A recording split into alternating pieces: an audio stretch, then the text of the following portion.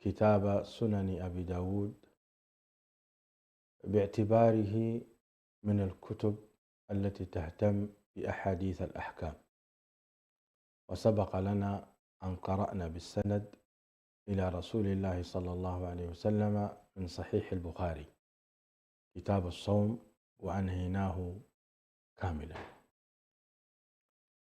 وها نحن اليوم في أيام شوال، هذا هو اليوم 7 من شهر شوال لعام 1447.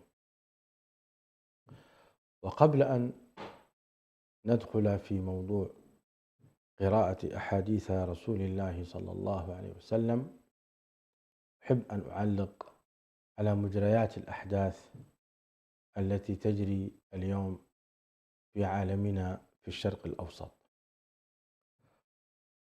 ما يحصل في حرب بين الجمهورية الإيرانية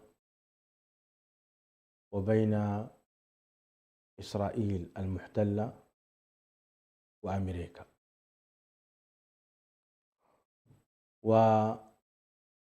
ونتأمل في هذه الحروب أنها وقعت بقضاء الله وقدره وبإذنه وبعلمه سبحانه وتعالى.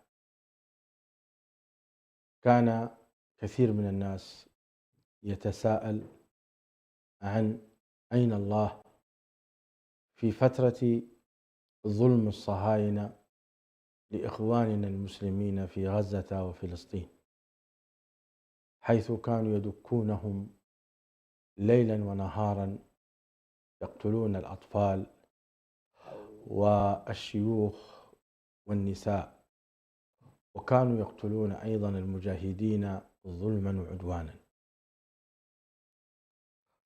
فكانوا يقولون الناس أين الله عن ما يحدث.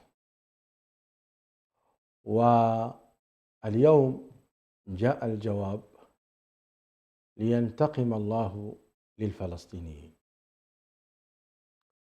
وكذلك أيضا ما كان النظام الصفوي في قتله، ما كان يعمله في قتله لإخواننا المسلمين في سوريا من أهل السنة، حيث ذبحهم وقتلهم في فترة النظام الأسد. وكنا نقول أيضا، كان الناس يقولون كذلك ويتساءلون متى سينتقم الله لهؤلاء من أهل السنة، لأن هذا النظام الصفوي قتل إخواننا في سوريا، وقتل إخواننا في العراق، وقتل إخواننا في اليمن، وكان له جرائم كبيرة جدا أيضا ظلما وعدوانا. وربنا عز وجل حرم الظلم على نفسه وجعله بيننا محرما. وها نحن اليوم نتابع كيف ينتقم الله عز وجل من إسرائيل. ما كنا نتوقع أن تل أبيب سيحصل لها ما حصل في غزة من هدم للمباني وقتل للأنفس وهلع وفزع ودخول في الملاجئ، كما حصل تماما لإخواننا المستضعفين في غزة وفلسطين. اليوم ينتقم الله عز وجل ويسلط إيران على إسرائيل وعلى المحتلة وعلى أبنائها المجرمين الذين كانوا يدعمونها ليلا ونهارا من أجل أن تقتل إخواننا المستضعفين في المقاومة الفلسطينية. هذا هو. فأين إذن عدل الله؟ ولا تحسبن الله غافلا عما يعمل الظالمون. كذلك هي أيضا إيران التي قتلت إخواننا في الدول التي ذكرتها لكم. اليوم أيضا سلط الله عليها أمريكا وسلط الله عليها الصهاينة، وهي اليوم تمر بظروف صعبة جدا لأنها قتلت وسفكت، والشعب كان يرى هذا ويسمع، فجاءهم أيضا الانتقام من الله تبارك وتعالى، يكاد نظامهم أن يذهب. اليوم إيران في مرحلة وجود. صحيح أننا لا نقف مع أمريكا ضد إخواننا المسلمين في إيران، أن إيران ليس كلهم النظام الصفوي، فيهم السنة، فيهم الشيعة الأبرياء، وفيهم الصفويين الذين يريدون تقتيل أهل السنة. فهنا العدل أن نقول لا نوافق أمريكا في ضرب الجمهورية الإيرانية الإسلامية، هذه مناطق إسلامية، نحن نتفاهم فيما بيننا وبينهم في الخلاف الذي بيننا بين الشيعة والسنة، أما أن نجعل للكافر على المسلم سبيلا فلا وألف لا. ونحن أيضا ننتظر كما انتقم الله من إسرائيل، ننتظر زوالها، وكما أن الله عاقب إيران بما قامت به من ظلم، ننتظر عقوبة الله في أمريكا هذه الظالمة، الدولة الظالمة التي اليوم تقول أنا ربكم الأعلى بلسانها. ننتظر أيضا كيف سينتقم الله من هذه الدولة المجرمة التي تدعم الظلم وتنشر الشر في كل مكان، وما ربك بغافل عما يعملون. على قول معتز مطر، الله غالب، الله غالب، صحيح الله غالب سبحانه وتعالى. هذه ذكرى، والذكرى تنفع المؤمنين. يا ريت أيضا حكام المسلمين يراجعون أنفسهم في ظلمهم لعلمائهم، في ظلمهم لشعوبهم، فإن الله عز وجل عزيز ذو انتقام. إني أذكر إخواني حكام المسلمين بقوله سبحانه وتعالى: وكذلك أخذ ربك إذا أخذ القرى وهي ظالمة إن أخذه أليم شديد. أتمنى السلامة لبلدان المسلمين، وبالذات المملكة العربية السعودية وقطر والكويت وعمان والبحرين. هذه الدول العظيمة لطالما قدمت المساعدات للمساكين، ولطالما قدمت الخير للأمة الإسلامية. تخرج من بلادها الآلاف من العلماء ومن المجاهدين ومن أهل الخير. أسأل الله تعالى أن يرفع عنهم هذا الظلم، وأن يرفع عنهم هذا البلاء، وأن يحميهم، إنه ولي ذلك والقادر عليه. نواصل إذن درسنا مشاهدي ومشاهدين الأكارم ومشاهدات الكريمات، نواصل درسنا في ذكر أحاديث رسول الله صلى الله عليه وسلم من سنن أبي داود.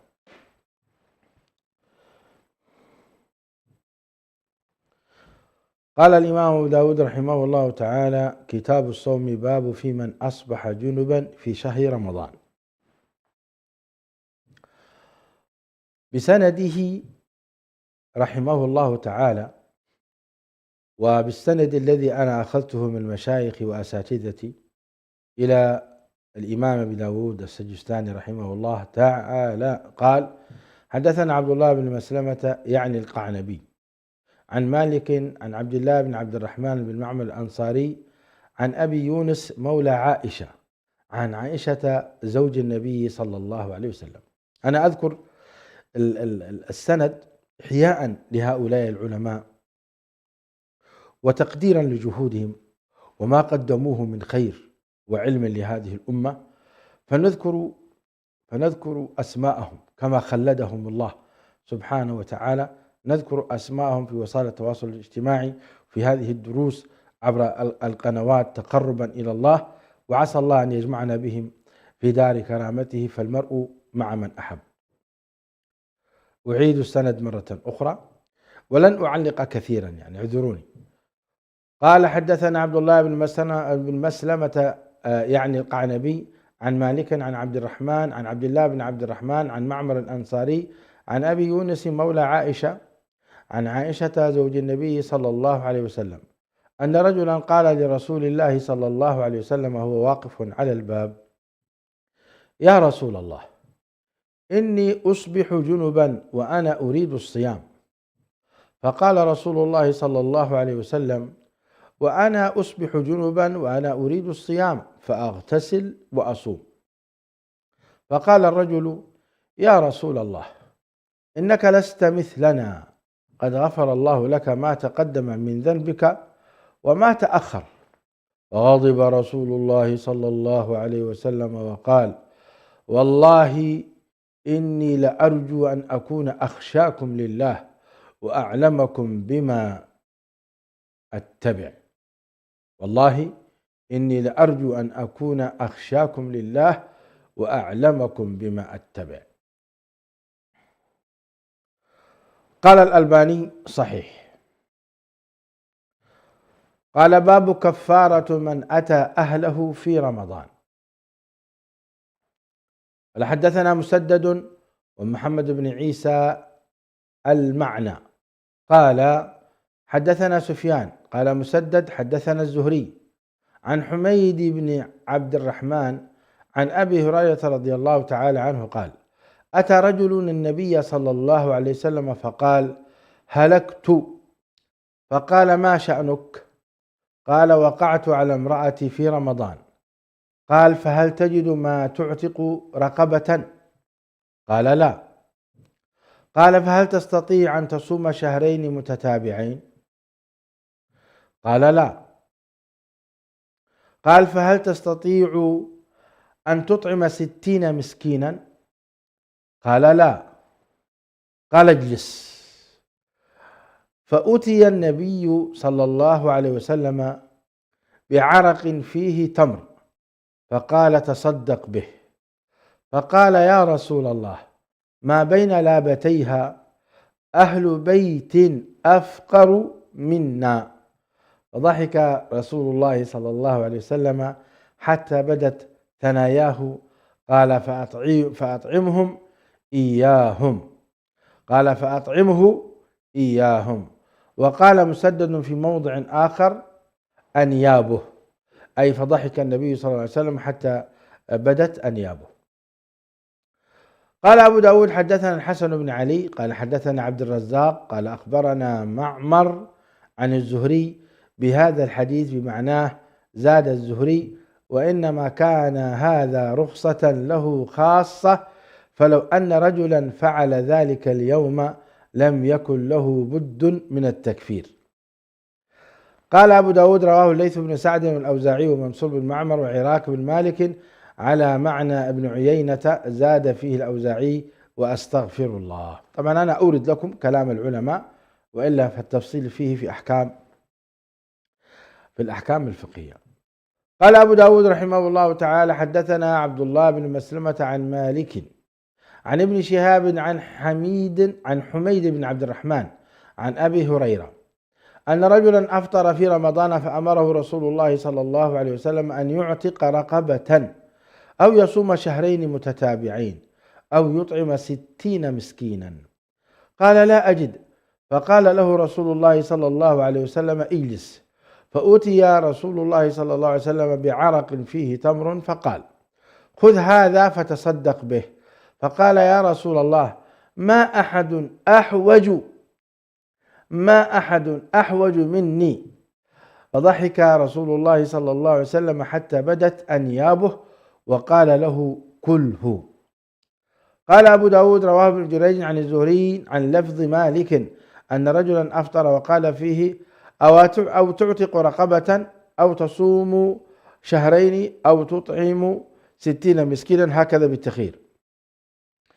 قال: حدثنا جعفر بن مسافر قال حدثنا ابن أبي فديك قال حدثنا هشام بن سعد عن ابن شهاب عن أبي سلمة ابن عبد الرحمن عن أبي هريرة قال: جاء رجل إلى النبي صلى الله عليه وسلم في رمضان بهذا الحديث، قال فأتي بعرق فيه تمر قدر 15 صاعا، وقال فيه كله أنت وأهل بيتك وصم يوما واستغفر الله. قال كله أنت وأهل بيتك وصم يوما، يعني اقضي يوم، واستغفر الله. نستغفر الله ونتوب إليه. قال الألباني حديث صحيح. قال الإمام أبو داود رحمه الله تعالى حدثنا سليمان بن داود المهري قال أخبرنا ابن وهب قال أخبرنا عمرو بن الحارث عن عبد الرحمن بن قاسم حدثه أن محمد بن جعفر الزبير بن الزبير جعفر بن الزبير حدثه أن عباد بن عبد الله بن الزبير حدثه أنه سمع عائشة زوج النبي صلى الله عليه وسلم تقول: أتى رجل إلى النبي صلى الله عليه وسلم في المسجد في رمضان فقال: يا رسول الله احترقت. فسأله النبي صلى الله عليه وسلم: ما شأنه؟ قال: أصبت أهلي. قال: تصدق.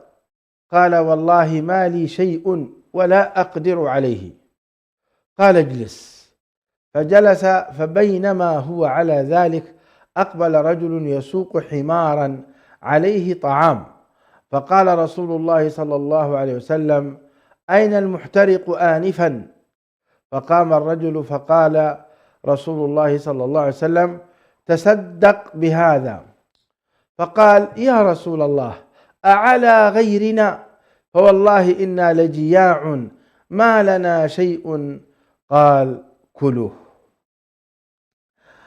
قال أبو داود حدثنا محمد بن عوف قال حدثنا سعيد بن أبي مريم قال حدثنا ابن أبي الزناد عن عبد الرحمن بن الحارث عن محمد بن جعفر بن الزبير عن عباد بن عبد الله عن عائشة بهذه القصة: فأتي بعرق فيه 20 صاعا.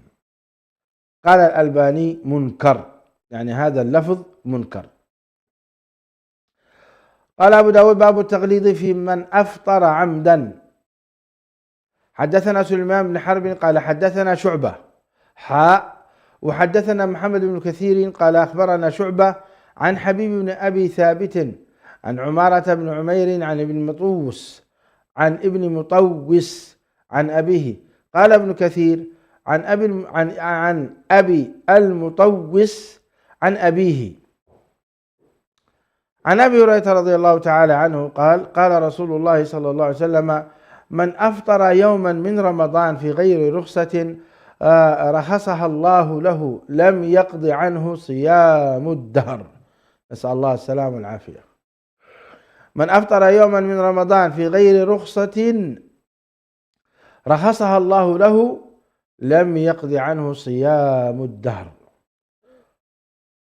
قال أبو داود حدثنا أحمد بن حنبل قال حدثنا يحيى بن سعيد عن سفيان قال حدثني حبيب عن عمارة عن ابن طاووس قال: فلقيت ابن المطوس فحدثني عن أبيه عن أبي هريرة رضي الله تعالى عنه قال: قال النبي صلى الله عليه وسلم مثل حديث ابن كثير وسليمان. قال أبو داود: واختلف على سفيان وشعب عنهما ابن المطوس وأبو المطوس. أنا أقرأ لكم النص كاملا فاعذروني. أما حكم الحديث: قال النووي: رواه أبو داود الترمذي والنسائي وابن ماجه بإسناد غريب لكن لم يضعفه أبو داود. قال الألباني: ضعيف، هذا اللفظ ضعيف. قال: باب من أكل ناسيا. قال حدثنا موسى بن إسماعيل قال حدثنا حماد عن أيوب وحبيب وهشام عن محمد بن سيرين عن أبي هريرة رضي الله تعالى عنه قال: جاء رجل إلى النبي صلى الله عليه وسلم فقال: يا رسول الله إني أكلت وشربت ناسيا وأنا صائم. فقال: الله أطعمك وسقاك. يا سلام. الألباني حديث صحيح. باب تأخير قضاء رمضان. قال أبو داود حدثنا عبد الله بن مسلمة القعنبي عن مالك عن يحيى بن سعيد عن أبي سلمة بن عبد الرحمن أنه سمع عائشة رضي الله تعالى عنها تقول: إن كان ليكون علي الصوم من رمضان فما أستطيع أن أقضيه حتى يأتي شعبان. قال الألباني صحيح. باب في من مات وعليه صيام. قال حدثنا أحمد بن صالح قال حدثنا ابن وهب قال أخبرني عمرو بن الحارث عن عبيد الله بن أبي جعفر عن محمد بن جعفر بن الزبير عن عروة عن عائشة أن النبي صلى الله عليه وسلم قال: من مات وعليه صيام صام عنه وليه. قال أبو داود: هذا في النذر، وهو قول أحمد بن حنبل. قال الألباني صحيح. قال السيوطي: رمز له بالصحة، الجامع الصحيح الصغير. وقال أبو داود: حدثنا محمد بن كثير قال أخبرنا سفيان عن أبي حسين عن سعيد بن جبير عن ابن عباس قال: إذا مرض الرجل في رمضان ثم مات ولم يصم أطعم عنه ولم يكن عليه قضاء، وإن كان عليه نذر قضى عنه وليه. مرة أخرى الحديث عن ابن عباس قال: إذا مرض الرجل في رمضان ثم مات ولم يصم أطعم عنه ولم يكن عليه قضاء، وإن كان عليه نذر قضى عنه وليه. قال الألباني صحيح. باب الصوم في السفر. قال حدثنا سليمان بن حرب ومسدد قال حدثنا حماد عن هشام بن عروة عن أبيه عن عائشة رضي الله تعالى عنها أن حمزة الأسلمي سأل النبي صلى الله عليه وسلم فقال: يا رسول الله، إني رجل أسرد الصوم أفأصوم في السفر؟ قال: صم إن شئت وأفطر إن شئت. قال الألباني صحيح. قال أبو داود: حدثنا عبد الله بن محمد النفيلي قال حدثنا محمد بن المجيد المدني قال سمعت حمزة بن محمد بن حمزة الأسلمي يذكر أن أباه أخبره عن جده قال: قلت يا رسول الله، إني صاحب ظهر أعالجه أسافر عليه وأكريه، وإنه ربما صادفني هذا الشهر يعني رمضان وأنا أجد القوة وأنا شاب وأجد بأن أصوم يا رسول الله أهون علي من أن أؤخره فيكون دينا، أفأصوم يا رسول الله أعظم لأجري أو أفطر؟ قال: أي ذلك شئت يا حمزة؟ قال: أي ذلك شئت يا حمزة؟ قال الألباني: حديث ضعيف. قال أبو داود: حدثنا مسدد قال حدثنا أبو عوانة عن منصور عن مجاهد عن طاووس عن ابن عباس قال: خرج النبي صلى الله عليه وسلم من المدينة إلى مكة حتى بلغ عسفان، ثم دعا بإناء فرفعه إلى فيه ليريه الناس، وذلك في رمضان. فكان ابن عباس يقول: قد سام النبي صلى الله عليه وسلم وأفطر، فمن شاء صام ومن شاء أفطر. الألباني صحيح. قال حدثنا أحمد بن يونس قال حدثنا زائدة عن حميد الطويل عن أنس قال: سافرنا مع رسول الله صلى الله عليه وسلم في رمضان، فصام بعضنا وأفطر بعضنا، فلم يعب الصائم على المفطر ولا المفطر على الصائم. صحيح. قال أبو داود: حدثنا أحمد بن صالح ووهب بن بيان المعنى قال حدثنا ابن وهب قال حدثني معاوية عن ربيعة بن زيد أنه حدثه عن قزعة قال: أتيت أبا سعيد الخدري رضي الله تعالى عنه وهو يفتي الناس وهو مكبون عليه، وهم مكبون عليه يعني مجتمعون، يعني منكبون عليه. فانتظرت خلوته، فلما خلا سألته عن صيام رمضان في السفر، فقال: خرجنا مع النبي صلى الله عليه وسلم في رمضان عام الفتح، فكان رسول الله صلى الله عليه وسلم يصوم ونصوم حتى بلغ منزل من المنازل، فقال: إنكم قد دنوتم من عدوكم والفطر أقوى لكم، فأصبحنا منا الصائم ومنا المفطر. قال: ثم سرنا فنزلنا منزلا فقال إنكم تصبحون عدوكم والفطر أقوى لكم فأفطروا. فكانت عزيمة من رسول الله صلى الله عليه وسلم. قال أبو سعيد ثم لقد رأيتني أصوم مع النبي صلى الله عليه وسلم قبل ذلك وبعد ذلك. قال الألباني صحيح. باب اختيار الفطر. قال حدثنا أبو الوليد الطيالسي قال حدثنا شعبة عن محمد بن عبد الرحمن يعني بن سعد بن زرارة أو ابن سعد ابن زرارة عن محمد بن عمرو بن حسن عن جابر بن عبد الله أن رسول الله صلى الله عليه وسلم رأى رجلا يظلل عليه والزحام عليه فقال ليس من البر الصيام في السفر. ليس من البر الصيام في السفر. قال الألباني صحيح.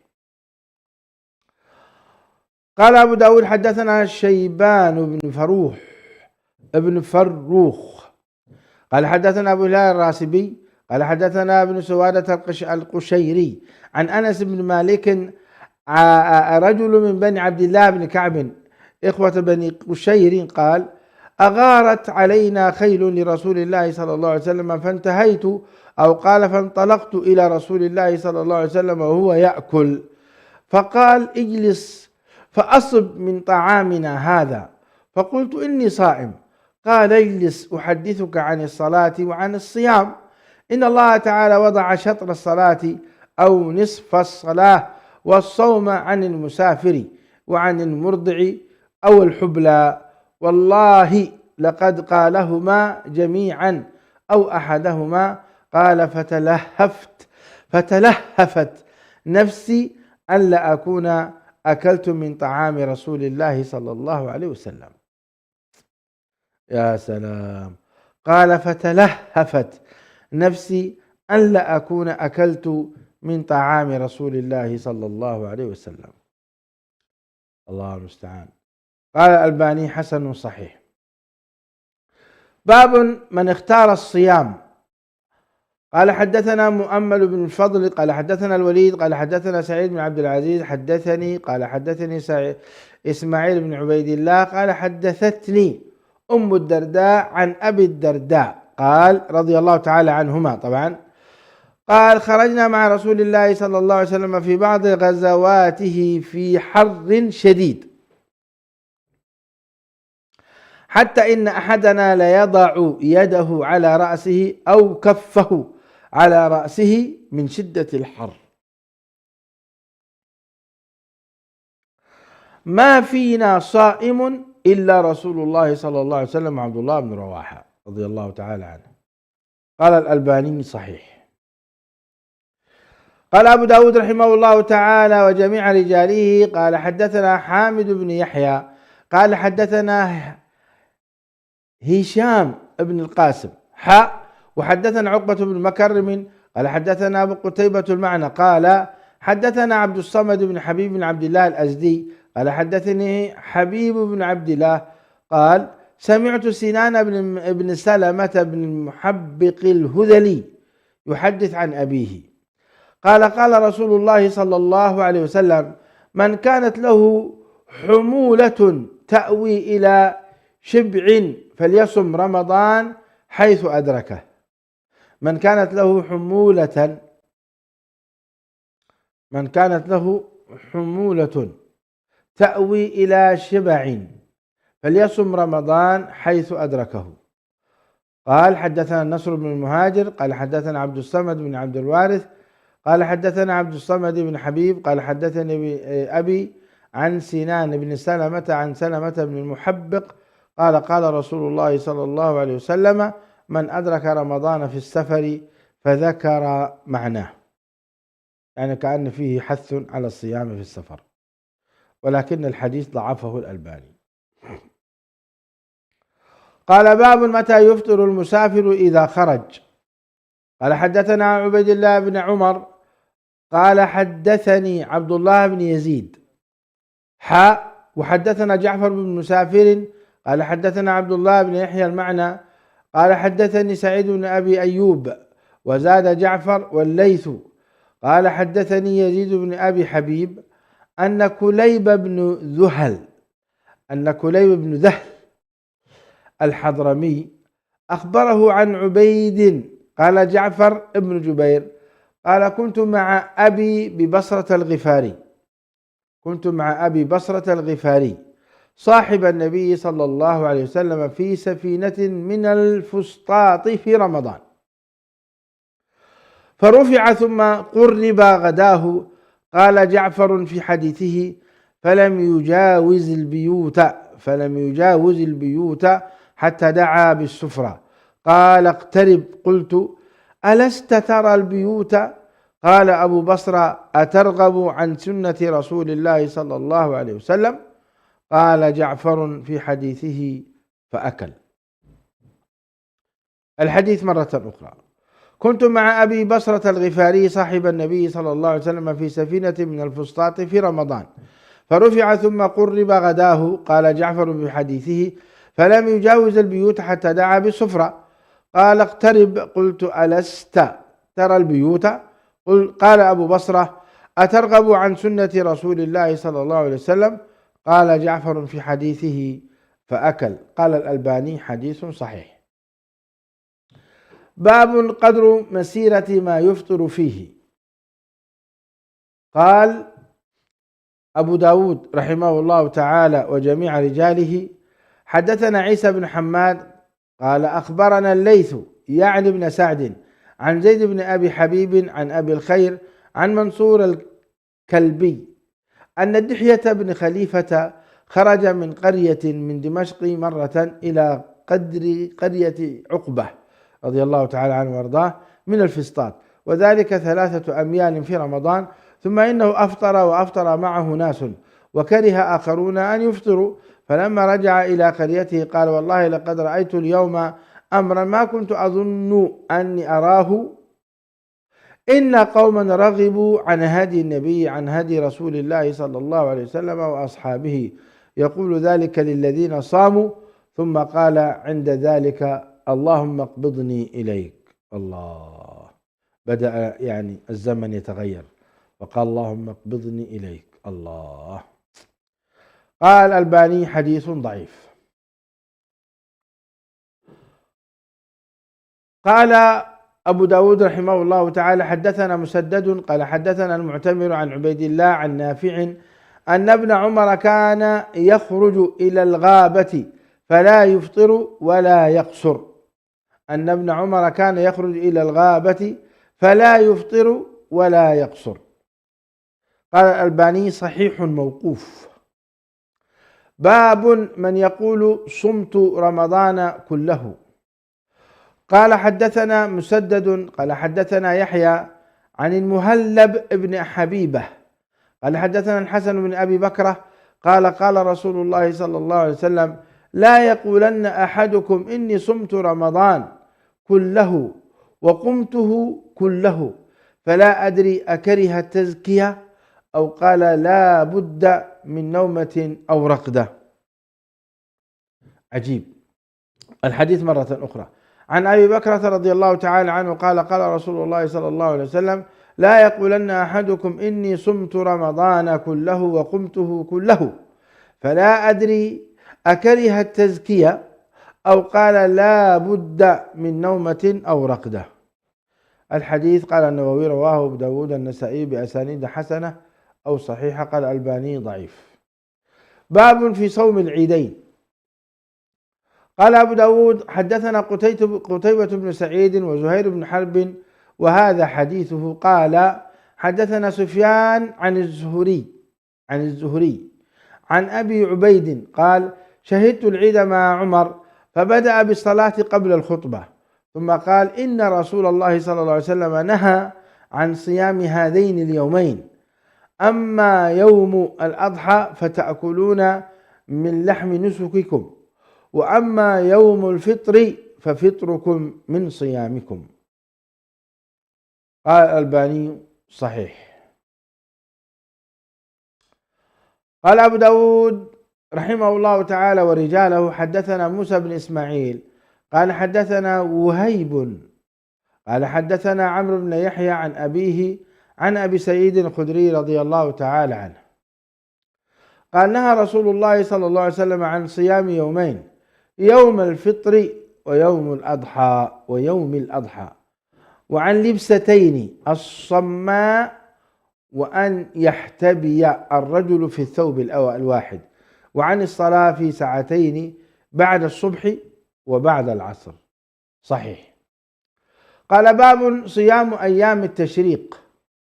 قال حدثنا عبد الله بن مسلمة القعنبي عن مالك عن يزيد بن الهاد عن أبي مرة مولى أم هانئ، عن أبي مرة مولى أم هانئ أنه دخل مع عبد الله بن عمرو على أبيه عمرو بن العاص، فقرب إليهما طعاما فقال كل، فقال إني صائم، فقال عمرو كل، فهذه الأيام التي كان رسول الله صلى الله عليه وسلم يأمرنا بإفطارها وينهانا عن صيامها. قال مالك وهي أيام التشريق. قال الألباني صحيح. حدثنا الحسن بن علي قال حدثنا وهب قال حدثنا موسى بن علي وحدثنا عثمان بن أبي شيبة قال حدثنا وكيع عن موسى بن علي، والإخبار في حديث وهب قال سمعت أبي أنه سمع عقبة بن عامر رضي الله تعالى عنه وأرضاه قال قال رسول الله صلى الله عليه وسلم يوم عرفة ويوم النحر وأيام التشريق عيدنا أهل الإسلام، وهي أيام أكل وشرب. مرة أخرى يوم عرفة يوم النحر وأيام التشريق عيدنا أهل الإسلام، وهي أيام أكل وشرب. قال ابن حجر هو في السنن وصححه ابن خزيمة. قال الألباني صحيح. باب النهي أن يخص يوم الجمعة بصوم.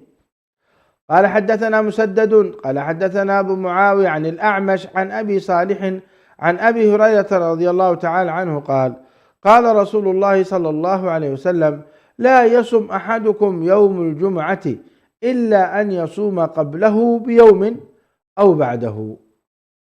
صحيح. باب النهي أن يخص يوم السبت بصوم.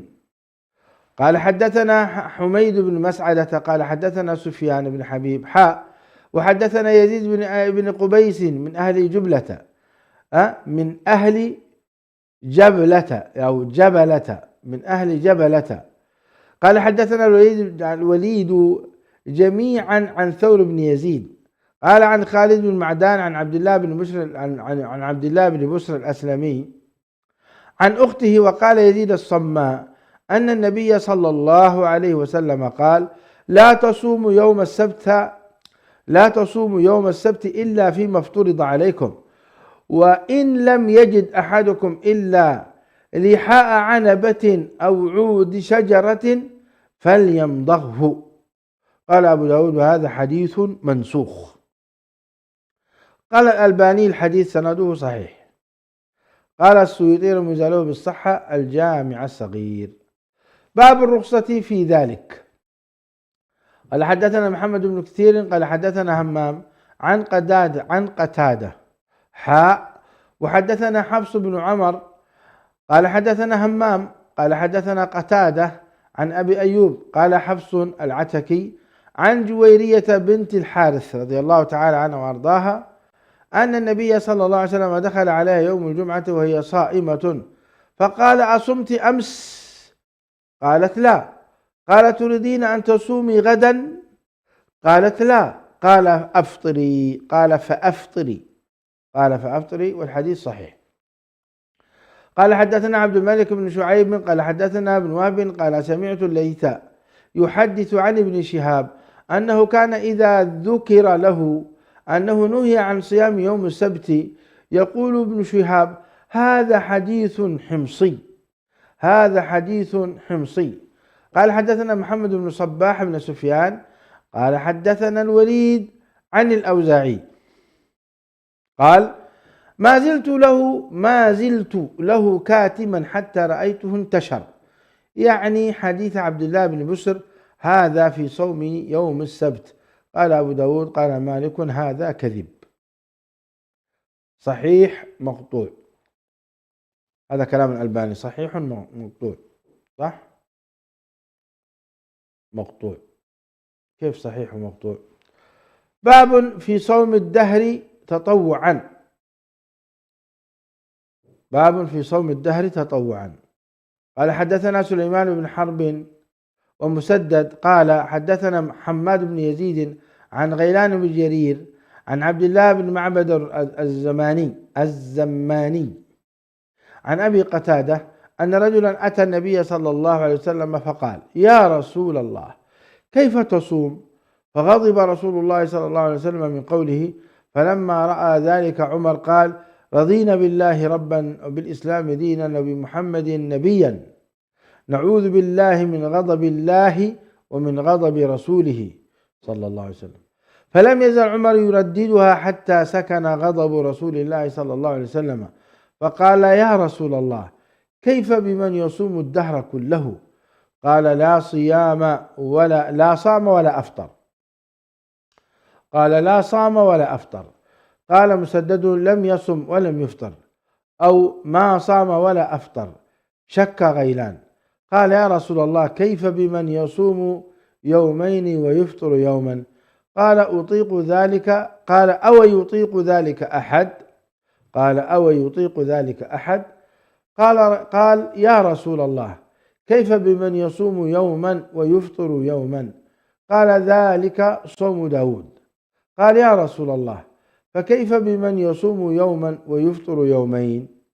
قال: وددت أني طوقت ذلك. ثم قال: يا رسول الله، ثم قال رسول الله صلى الله عليه وسلم: 3 من كل شهر ورمضان إلى رمضان، فهذا صيام الدهر كله. وصيام عرفة إني أحتسب على الله أن يكفر السنة التي قبله والسنة التي بعده. وصوم يوم عاشوراء إني أحتسب على الله أن يكفر السنة التي قبله. قال حدثنا موسى بن إسماعيل قال حدثنا مهدي قال حدثنا غيلان عن عبد الله بن معبد الزماني عن أبي قتادة رضي الله تعالى عنه وأرضاه بهذا الحديث.